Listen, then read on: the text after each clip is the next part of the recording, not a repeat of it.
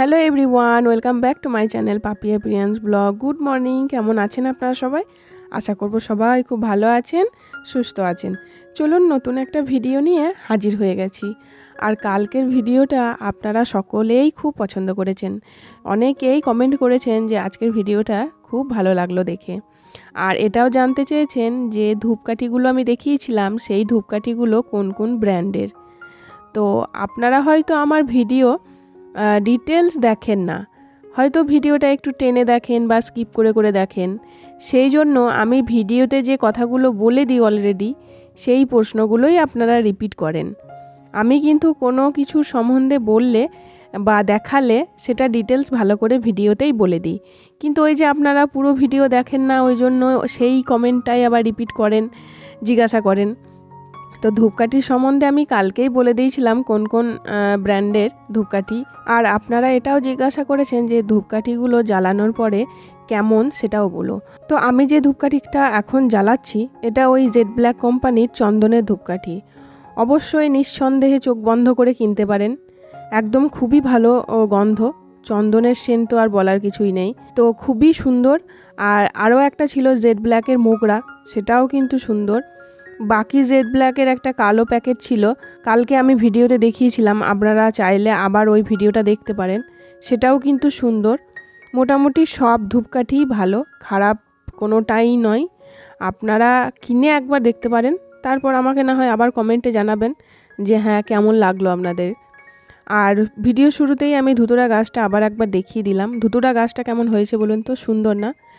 এই যত গরম আসবে আর যত বর্ষা আসবে তত কিন্তু গাছ আরও ছড়িয়ে বড় হয়ে কিন্তু হবে, আর ততই ফুল ফুটবে। আর এই গাছটার ফুলটা একদম পুরো ফ্রেশ সাদা, একদম এত মানে সাদা আর এত ভালো লাগে। তবে ধুতুরা গাছে সেরকম কোনো যত্নও লাগে না। দেখুন আমার বাড়ির বাইরে হয়েছে, একটুকু জল দেওয়া হয় না বা কিচ্ছু না, তারপরেও কিন্তু গাছটা এত সুন্দর হয়েছে। আর এখন তো গাছ বাড়ছে, আস্তে আস্তে বাড়বেও, আর ফুলও কিন্তু খুব সুন্দর ফোটে। তবে একটাই কি জিনিস জানেন তো, এই গ্রীষ্মকালের সময় মানে এই গরমের সময় বা বর্ষাকালে প্রচণ্ড পিঁপড়ে হয়, মানে ফুলের ভিতরে পিঁপড়ে থাকে, লাল পিঁপড়ে পুরো ভর্তি থাকে। তো তখন সেই ফুলগুলো নেওয়া যায় না, বাদ দিতে হয়, কারণ পিঁপড়ে থাকা ফুল তো আর ভগবানকে দেওয়া যায় না, এটাই একটা সমস্যা। আর কালকে আমি যে তেলটা আপনাদেরকে দেখিয়েছিলাম সেটার জন্য আপনারা কমেন্ট করেছেন যে তেলটার কি নাম, কি কোম্পানির, একটু ভালো করে জানাতে। তো ওই যে বললাম আপনারা ভিডিও হয়তো ভালো করে দেখেন না, সেই জন্যই রিপিট আবার কমেন্ট করেন। তো আমি কালকেই অলরেডি তেলটার সম্বন্ধে ভালো করেই বলে দিয়েছিলাম যে তেলটার কি নাম, কি কোম্পানির। তো আমি আবারও একবার বলে দিচ্ছি যে তেলটা হচ্ছে জেড ব্ল্যাক কোম্পানির তেল, আর তেলটার নাম হচ্ছে পঞ্চদ্বীপ। 5 রকমের মিশ্রণে তৈরি, ওটা পুজোর কাজেই ব্যবহার হয়। তবে এটাও আমি বলে দিচ্ছি, আমি এই প্রথম এই তেলটা ব্যবহার করছি, কারণ এটা আমি বাজারে কিন্তু দেখিনি বা পাইনি।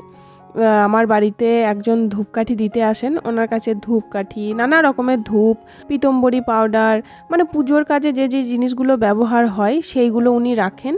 তো বাড়িতে দিতে আসেন, উনিই আমাকে তেলটা দিয়েছিলেন যে তুমি একবার ব্যবহার করে দেখো, তারপর তুমি আমাকে বলবে যে তেলটা কেমন।